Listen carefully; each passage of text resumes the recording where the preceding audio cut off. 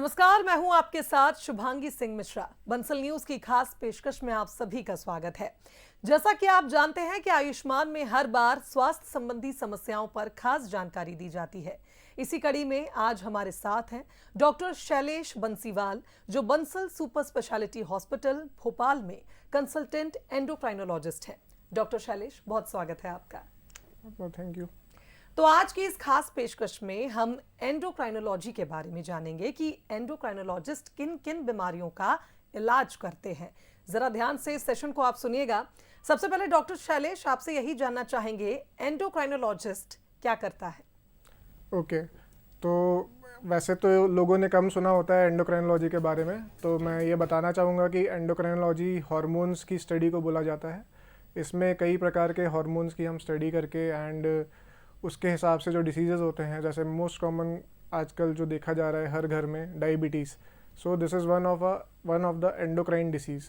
तो इसमें क्या होता है कि हमारा जो इंसुलिन होता है वो या तो काम कर पाता है या कभी कभी वो रहता भी नहीं है बॉडी में, तो उसकी वजह से पेशेंट के शुगर काफ़ी बढ़ जाते हैं। तो इसकी दिक्कत की वजह से काफ़ी पेशेंट्स आजकल बंसल हॉस्पिटल में भी आ रहे हैं। एंड डायबिटीज़ के अलावा कुछ और चीज़ें होती हैं, जैसे थायराइड जो हमारे मेटाबॉलिज्म के लिए बहुत कॉमन होता है, और भी कुछ ग्रंथियाँ होती हैं जो हार्मोन्स प्रोड्यूस करती हैं। जैसे हमारा एक पिट्यूटरी ग्लैंड होता है, वो हमारे बहुत सारे ऑर्गन सिस्टम्स लाइक हमारे गोनाड्स जो होते हैं, अंडकोश होते हैं, उनके लिए, उनको कंट्रोल करने के लिए, थायराइड को कंट्रोल करने के लिए एंड ग्रोथ को कंट्रोल करने के लिए कुछ हार्मोन्स रिलीज़ करता है।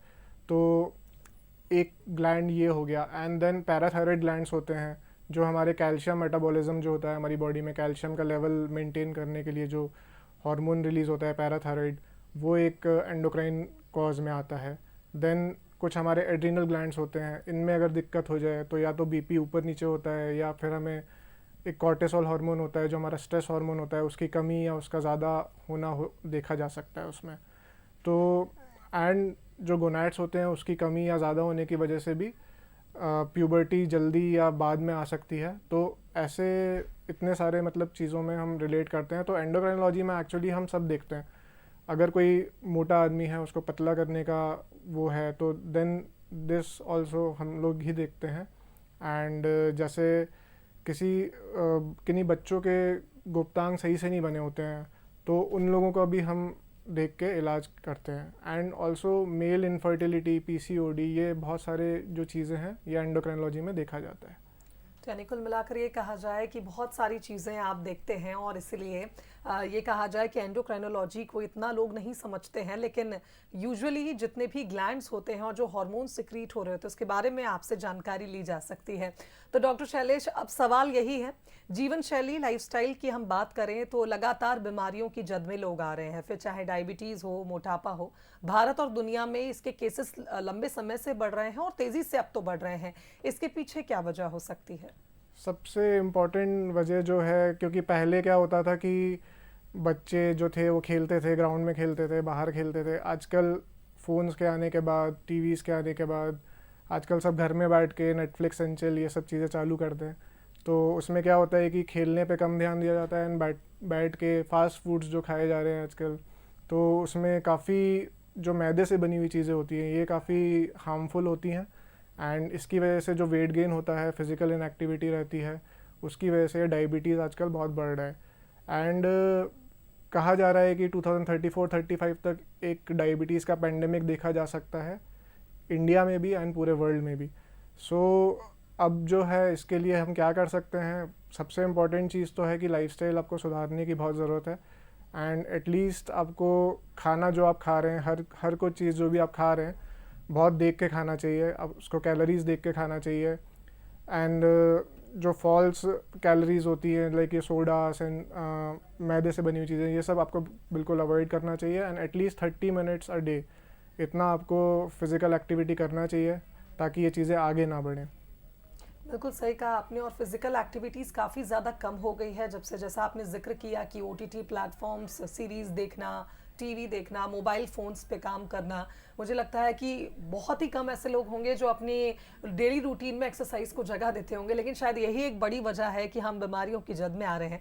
डॉक्टर शैलेश, एक और बात बताइएगा, जैसे डायबिटीज़ या थायराइड की कुछ शुरुआती लक्षण तो होते होंगे, क्योंकि हमारे भारत में लोग काफ़ी लंबे वक्त तक चीज़ों को नज़रअंदाज करते हैं और उसके बाद फिर बड़ी बीमारी अचानक से डायग्नोज होती है। यस, तो इसमें यह है, बहुत सारे डायबिटीज़, मतलब डायबिटीज़ को एक्चुअली साइलेंट किलर कहा जाता है। तो बहुत लंबे टाइम तक, जब तक लोगों को सिम्टम्स नहीं आते तो कभी चेक भी नहीं किया जाता है डायबिटीज़। तो जब सिम्टम्स आने लगते हैं, मतलब बहुत आगे बढ़ गए होते हैं, तब सिम्टम्स आना थोड़ा चालू होते हैं। तो इसमें जो मोस्ट कॉमन सिम्टम्स हैं, आपको ज़्यादा प्यास लग सकती है, ज़्यादा पेशाब आ सकती है, भूख ज़्यादा लग सकती है, आपका वेट कम हो सकता है, एंड वेट बढ़ भी सकता है किसी किसी रीजंस की वजह से। तो ये मेन सिम्टम्स हैं जो हमें डायबिटीज़ में देखे जाते हैं। और अगर आपकी फैमिली हिस्ट्री है डायबिटीज़ की और आपको ये सिम्टम्स आ रहे हैं, तो आपको ज़रूर अपना एक टेस्ट कराना चाहिए, जो कि HbA1c टेस्ट होता है, जो हमें अपने पिछले 3 महीने का एवरेज शुगर बताता है, एंड एक fasting and post prandial glucose, जो हम एक खाली पेट सुबह कम से कम 8 आवर्स ऑफ फास्टिंग एंड 2 घंटे बाद खाने का, वो वाला हम शुगर चेक करके देख सकते हैं कि डायबिटीज़ है कि नहीं।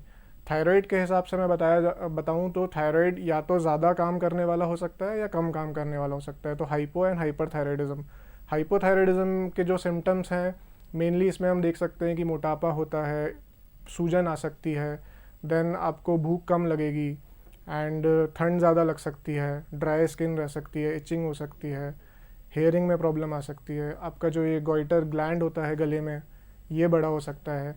हाइपरथायराइडिज्म में इसके जस्ट अपोजिट सिम्टम्स मिलेंगे आपको, जैसे आदमी पतला हो सकता है, उसको पसीना, घबराहट, धड़कन तेज़, एंड वेट लॉस, ये सारी चीज़ें इसमें हाइपरथायराइडिज्म में हम देख सकते हैं। बिल्कुल, तो ये लक्षण आपने बताए हैं और हमारे दर्शकों ने भी ध्यान से सुने होंगे, क्योंकि थायराइड भी एक ऐसी कॉमन बीमारी हो चुकी है खास करके महिलाओं में, लेकिन अब तो कुछ केसेस हम पुरुषों में भी देख रहे हैं, जहां लंबे समय से हमने देखा था कि सिर्फ महिलाएं ही इसकी जद में आ रही थी, लेकिन अब पुरुष भी थायराइड से पीड़ित हो जाते हैं।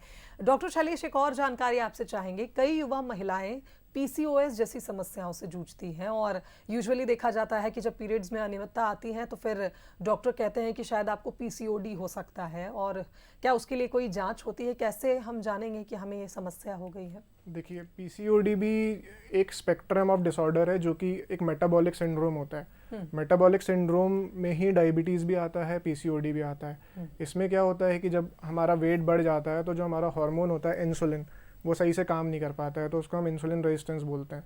इंसुलिन रेजिस्टेंस होने की वजह से क्या होता है कि आपका जो मेल हार्मोन होता है, फीमेल में जो मेल हार्मोन होता है वो बढ़ने लगता है, टेस्टोस्टेरोन थोड़ा बढ़ने लगता है।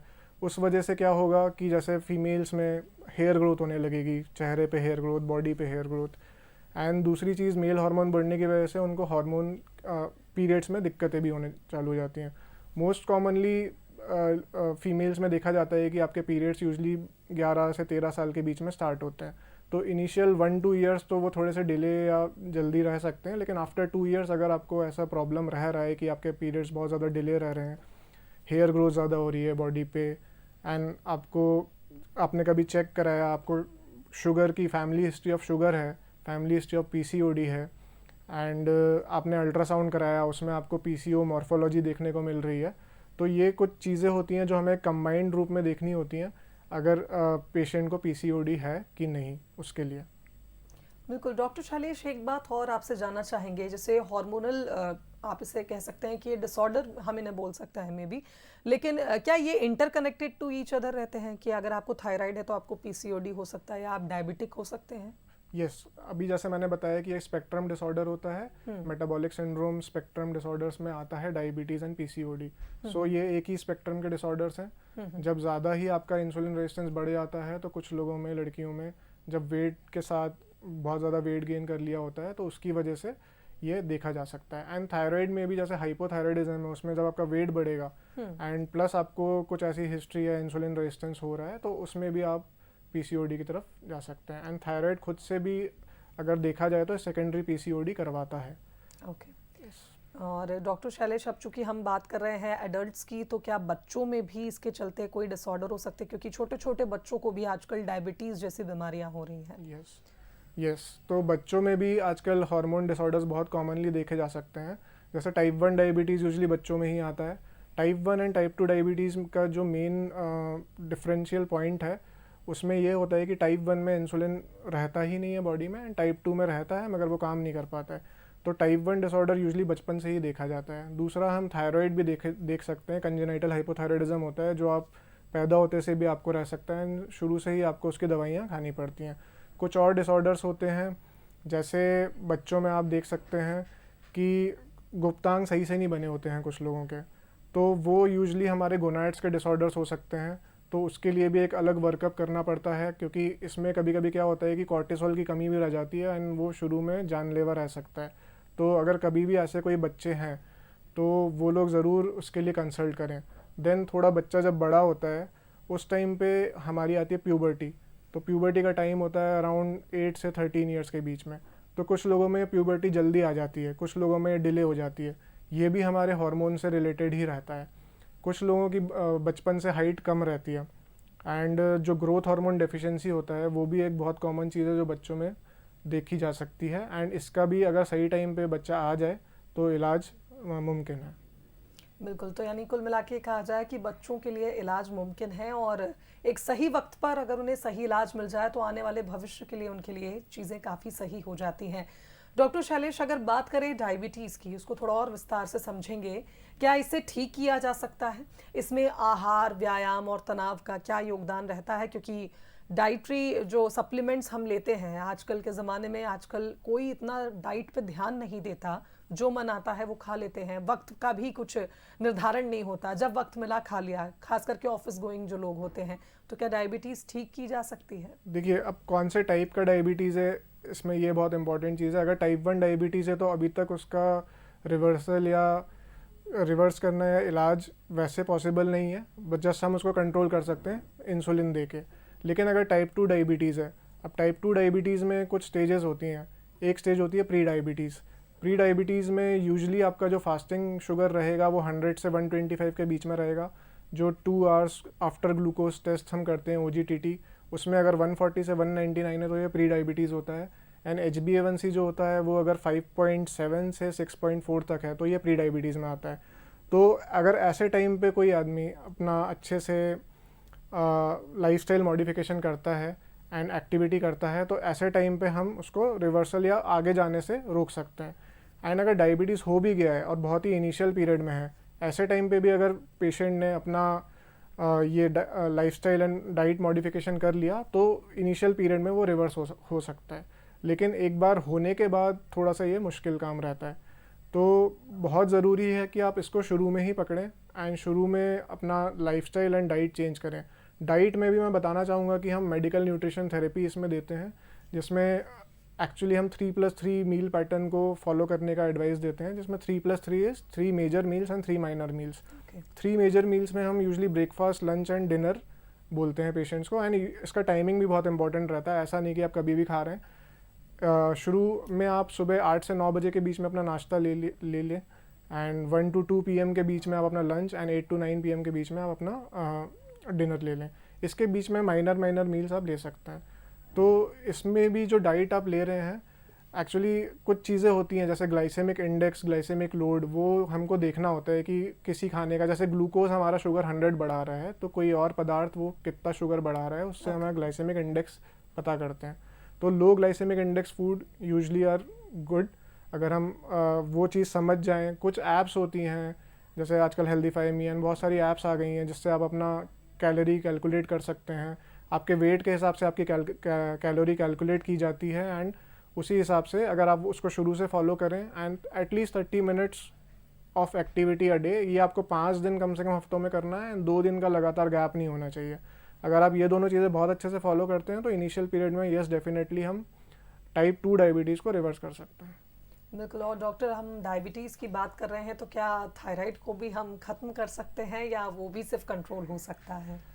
थायराइड में एक्चुअली कभी कभी क्या होता है कि अगर पेशेंट ने डाइट एंड उन सब को कंट्रोल नहीं किया एंड वेट बहुत ज़्यादा गेन हो गया तो कुछ लोगों में सब क्लिनिकल हाइपोथायराइडिज्म उस वजह से आ जाता है। तो अगर पेशेंट खुद से ही अपनी वेट को लूज़ करने की कोशिश करे तो कभी कभी ये रिवर्स हो जाता है। एक्चुअली इसमें हम एक एंटीबॉडी टेस्टिंग भी करते हैं जिसको एंटी TPO एंटीबॉडी बोली जाती है। अगर वो पॉजिटिव है तो लेस लाइकली है कि वो रिवर्स होगा। अगर वो नेगेटिव है तो फिर हम ट्राई कर सकते हैं कि अपनी लाइफस्टाइल सुधार के उसको रिवर्स करने की कोशिश करें। लेकिन ज़्यादातर जो लंबे टाइम से थायराइड की दवाइयाँ ले रहे होते हैं पेशेंट्स, उनके लिए थोड़ा मुश्किल ही होता है कि वो रिवर्स जा पाए। एंड यूजली हम एक ही मेडिसिन यूजली हाइपोथायराइडिज्म की रहती है जो उसको कंट्रोल करके रखती है। जबकि हाइपरथायराइडिज्म में हम दो चीज़ें देख सकते हैं, उसमें एक थायराइडाइटिस होता है यानी ग्रेव्स डिसीज़ होता है। जो थायराइडाइटिस होता है वो यूजली एक डैमेज हो जाता है थायराइड में आफ्टर अ वायरल इन्फेक्शन, तो वो आपको 6 हफ्ते से 2 महीने के अंदर में वापस वो ठीक हो जाता है। लेकिन जो ग्रेव्स डिसीज़ होता है उसमें हमें थोड़ा लंबा ट्रीटमेंट देना पड़ता है, जी। तो उसमें एटलीस्ट 2 साल का ट्रीटमेंट तो चलेगा। आफ्टर दैट ऑल्सो कुछ ऑप्शंस रहते हैं, जैसे रेडियो आयोडीन थेरेपी होती है या आप सर्जरी करके थायराइड को निकाल सकते हैं। तो ये कुछ पॉइंट्स हैं जो थायराइड के लिए इम्पॉर्टेंट हैं। बिल्कुल डॉक्टर शैलेश, अभी हम बच्चों की बात कर रहे थे, अब अगर प्रेग्नेंट लेडीज़ की बात करें, प्रेगनेंसी के दौरान कौन कौन से हार्मोनल चेंजेस होते हैं और महिलाएं इन्हें कैसे संभाल सकती हैं? मतलब क्योंकि बहुत सारे चेंजेस बॉडी में उस दौरान हो रहे होते हैं, तो किस तरह से हार्मोन्स रोल प्ले करते हैं प्रेगनेंसी के टाइम? यस, प्रेगनेंसी में एक्चुअली हमारी फीमेल्स की बॉडी में एक प्लेसेंटा आता है, उससे बहुत सारे हार्मोन्स निकलते हैं।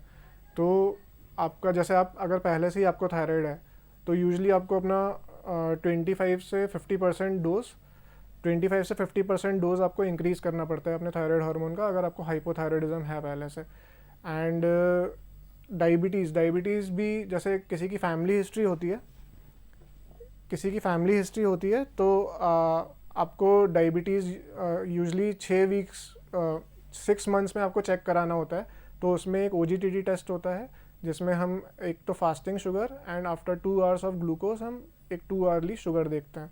तो उसके कुछ क्राइटेरिया होते हैं, वो हम देख के उसके हिसाब से GDM जो जेस्टेशनल डायबिटीज़ मेलाइटस होता है, जो प्रेगनेंसी में ही पहली बार डायग्नोज होता है, उसको हम चेक करते हैं।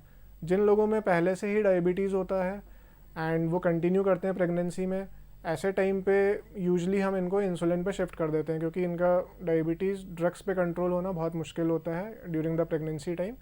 तो ये कुछ हार्मोनल चेंजेस एंड उसकी वजह से चेंजेस जो होते हैं हम प्रेगनेंसी में देख सकते हैं। बिल्कुल डॉक्टर शैलेश, हम फैमिली की बात करते हैं, हेरिडिटी की बात करते हैं, तो क्या हार्मोन संबंधी जो समस्याएं होती हैं जिनका हम जिक्र अभी कर रहे थे, क्या ये हेरिडिटी के कारण एक बहुत बड़ा रोल प्ले करती हैं? अगर हमारे ग्रैंडफादर या ग्रेट ग्रैंडफादर्स को है या फादर को है, तो वो समस्याएं हमें भी आगे मिल सकती हैं और उसे कैरी फॉरवर्ड भी बोल सकते हैं कि किया जा सकता है। यस, ये यूजली टाइप 2 डायबिटीज़ में देखा जा सकता है कि आपको फैमिली हिस्ट्री यूजली मिल जाती है। टाइप 1 डायबिटीज़ में इतना कॉमन नहीं होता है, लेकिन कुछ और चीज़ें भी होती हैं जिसके लिए हमें फैमिली स्क्रीनिंग करानी बहुत ज़रूरी होती है। जैसे एक मेन सिंड्रोम होता है, मल्टीपल एंडोक्राइन न्यूप्लेजिया, इसमें हमें फैमिली की स्क्रीनिंग ज़रूर करानी चाहिए। कुछ और सिंड्रोम्स होते हैं जैसे auto immune poly एंडोक्राइनोपैथी syndrome, APS बोलते हैं हम इनको, APS 1 एंड 2। अगर ये कुछ पेशेंट्स में मिल रहे हैं तो हमें फैमिली की स्क्रीनिंग ज़रूर करानी है। कुछ सिंड्रोम्स होते हैं जैसे VHL सिंड्रोम, उसमें हमें फैमिली की स्क्रीनिंग करानी होती है। तो एंड कंजेनाइटल एड्रिनल हाइपरप्लेजिया, ये कुछ सिंड्रोम्स होते हैं जिनमें हमें फैमिली की स्क्रीनिंग ज़रूर करानी होती है, क्योंकि अगर हम जल्दी स्क्रीनिंग करा के फैमिली को देख लेंगे तो उसमें कुछ ऑपरेशंस करके हमें कुछ ट्यूमर्स भी निकालने पड़ते हैं ऐसे सिंड्रोम्स में। तो अगर वो जल्दी निकाल लिया गया तो पेशेंट की लाइफ काफ़ी इम्प्रूव हो जाती है, लेकिन अगर वो डिले हो गया तो वो कैंसर्स फैल भी सकते हैं बॉडी में। तो yes, it is very important कि आप फैमिली स्क्रीनिंग इन डिसीजेस में कराएं। बिल्कुल डॉक्टर शैलेश, अब फैमिली की बात हो गई, अब ये जानना चाहूँगी कि अन्य सदस्यों की स्क्रीनिंग क्यों करानी चाहिए, ये आपने बता दिया है। लेकिन जैसे जैसे उम्र बढ़ती है, हम ओल्ड एज की अगर बात करें, तो लोगों की हड्डियों की सेहत, खासकर की कैल्शियम काफ़ी ज़्यादा कम हो जाता है। विटामिन डी तो आजकल एक बहुत बड़ा टैबू पहले होता था, लेकिन अब तो एक बहुत बड़ी सच्चाई हो गया है। यूजुअली लोगों का विटामिन डी कम होता है, कारण ये है कि कोई धूप में जाना नहीं चाहता। तो इन सब चीज़ों को कैसे आप कंट्रोल कर सकते हैं? यस, तो जैसे आपने बता ही दिया है कि धूप में आजकल कोई जाना नहीं चाहता, एंड कोई जाता भी है तो ऑलमोस्ट कवर रहता है या सनस्क्रीन लगा के रखता है। तो ऐसे में हम विटामिन डी बहुत ही कम एब्जॉर्ब कर पाते हैं। तो इसमें यूजली ये है कि आप या तो इसके सप्लीमेंट्स लें, तो इनिशियली आप सप्लीमेंट्स लेके उसको ठीक करके देन उसका कुछ मेंटेनेंस डोज होता है, तो उसको आप सही से करके रख सकते हैं। वैसे भी जैसे आपकी एज बढ़ती है तो यूजली मेनोपॉज आता है फीमेल्स में, एंड्रोपॉज आता है मेल्स में। तो एक टाइम के बाद आपके जो ये एनाबॉलिक हार्मोन्स होते हैं जो बॉडी में बनाने के लिए रहते हैं, इनकी कमी होने लगती है। तो इसकी वजह से हमारी हड्डियाँ कमज़ोर होने लगती हैं। जी। तो यूजली हमें स्क्रीनिंग करनी होती है, जो एक डिसीज़ होता है ऑस्टियोपोरोसिस। ये जो फीमेल्स हैं इनमें हमें 65 ईयर्स के बाद ये स्क्रीनिंग करनी चाहिए, एंड मेल्स में 70 ईयर्स के बाद ये स्क्रीनिंग करनी चाहिए। क्योंकि आपने ओल्ड एज में देखा होगा कि ज़रा से गिरने से फ्रैक्चर्स भी बहुत कॉमन होते हैं ओल्ड एज में, एंड उनका जो बैलेंस रहता है ओल्ड एज में काफ़ी ख़राब रहता है, क्योंकि बहुत सारी कोमॉर्बिडिटीज़, मल्टीपल डिसीजेस रहते हैं। तो ये स्क्रीनिंग अगर आप कर लेंगे तो इसका इलाज भी मुमकिन है ओल्ड एज में, एंड आपकी हड्डियाँ फिर से कुछ ड्रग्स दे के हम थोड़ी सी मजबूत रख सकते हैं, ताकि आपको इस एज में फ्रैक्चर्स ना हो। एंड बाकी विटामिन डी के सप्लीमेंट्स के लिए जो लोग नॉनवेज खाते हैं उनके लिए एग्स काफ़ी अच्छा है, डेयरी प्रोडक्ट्स आप ले सकते हैं। वैसे इनसे भी बहुत ज़्यादा ऐसा इंप्रूवमेंट नहीं आता, क्योंकि इनको भी बहुत ज़्यादा आपको लेना पड़ेगा, एंड इतना डेली कोई खाता नहीं है ये सब चीज़ें। तो बहुत अच्छी चीज़ है कि आप अपना विटामिन डी चेक करते रहें टाइम टाइम पे, and at least a maintenance dose of vitamin D आप लेते रहें। बिल्कुल डॉक्टर शैलेश, अब बात हो रही है हार्मोन्स की, तो ऐसे कौन से मिथ्स जो रहते हैं, यूजुअली हर बीमारी को लेकर लोग कुछ ना कुछ बोल देते हैं। डायबिटीज़ को लेकर कई लोग कहते हैं कि आप वक्त पर खाना नहीं खा रहे हैं, आप खाली पेट ज़्यादा रहते हैं, इसलिए भी आपको डायबिटीज़ हो सकती है। थायराइड को लेकर भी लोग अलग अलग बातें करते हैं, और फिर इसके अलावा और भी बीमारियां हैं जिनको लेकर लोग बहुत सी बातें करते हैं। उन गलत धारणाओं पर आप क्या कहना चाहेंगे? बहुत सारी गलत धारणाएं हैं। तो इसमें से एक तो बहुत कॉमन चीज़ है कि लोग बोलते हैं कि इंसुलिन हमको चालू हो गया है तो अब बंद नहीं होगा क्या। तो वही लोगों को समझने की ज़रूरत है कि आपका पहले तो टाइप ऑफ डायबिटीज़ कौन सा है, क्योंकि अगर आप टाइप 1 डायबिटिक है तो इंसुलिन बिल्कुल बंद नहीं हो सकता उसमें। एंड अगर आप टाइप 2 डायबिटीज़ हैं, आपको कुछ इन्फेक्शन हुआ है, मान लीजिए कुछ चोट लग गई है, कुछ पस आ रहा है कहीं से, तो ऐसे टाइम पे हमें इनिशियली कुछ इंसुलिन दे के आपका शुगर कंट्रोल करना पड़ता है। लेकिन लेटर ऑन अगर आपने बाकी डाइट एंड एक्टिविटी अच्छे से की तो हम इंसुलिन ऐसे पेशेंट्स में स्टॉप करके उनको मेडिसिन पे भी रख सकते हैं। ये बहुत कॉमन चीज़ है। दूसरी चीज़ मैंने जो देखी है अपनी प्रैक्टिस में, कि हम मोटापे की दवाई खा लेंगे तो हम पतले हो जाएंगे क्या, हमें खाने का एंड एक्टिविटी का कोई ज़रूरत नहीं पड़ेगी क्या। तो ये बहुत कॉमन क्वेश्चन है। नहीं, ऐसा नहीं हो सकता। आपको डाइट एंड एक्टिविटी तो ज़रूरी है, आपको करते रहना है। दवाई आपको एक हेल्प करेंगी उसमें, कि आपको जो भूख लग रही है उसको कम करा देंगी दवाइयाँ। आपके कुछ हार्मोन्स निकालते हैं, जो एडिपोज टिश्यू है आपका, उसमें से कुछ हार्मोन्स निकलते हैं, उसमें आपको हेल्प कर देगी। तो ये नहीं है कि आप अगर सिर्फ दवाइयाँ खा के पतले हो सकते हैं, वैसा नहीं होता। आपको एक ओवरऑल अपनी लाइफस्टाइल ही सुधारनी पड़ती है अगर आप इसमें इम्प्रूवमेंट चाहते हैं। तो ये दो बहुत ही कॉमन क्वेश्चन हैं जो मुझसे पूछे जाते हैं ओपीडी में। तो ये इसके बारे में मैं यही बोलना चाहूँगा। बिल्कुल। और एक सवाल मैं करना चाहूँगी डॉक्टर्स के बाद हम क्लोज करेंगे हमारा ये कार्यक्रम। सवाल ये है कि डायबिटीज़ की हमने बात करी, थायराइड की बात करी, आप बता रहे थे कि एक स्पेक्ट्रम के बारे में आप जानकारी दे रहे थे, ये सारे डिसऑर्डर्स उसमें आते हैं। इनफर्टिलिटी भी आजकल एक बड़ी समस्या है, तो इसका क्या इलाज है, कैसे इस पर कंट्रोल पाते हैं आप? इसमें भी इनफर्टिलिटी, जैसे मेल आपने अभी बताया कि हाइपोथायराइडिज्म, पीसीओडी, ये बहुत कॉमन कॉज है इनफर्टिलिटी के फीमेल में। अगर हमने इनको ट्रीट किया, इनके जड़ से थोड़ा सा इनको हमने कम करने में मदद की, तो ऑब्वियसली ये फीमेल्स भी फर्टाइल बन सकती हैं। मेल इनफर्टिलिटी की बात की जाए तो आपके या तो नॉर्मल गोनाइड्स में दिक्कत हो सकती है, like testis and ovaries, and या तो ऊपर से आपको ब्रेन में पिट्यूटरी ग्लैंड में दिक्कत हो सकती है। तो कहाँ पे दिक्कत है, पहले हमें पेशेंट का इवैल्यूएशन करना होता है, उस हिसाब से इसमें कुछ हार्मोन्स दिए जाते हैं।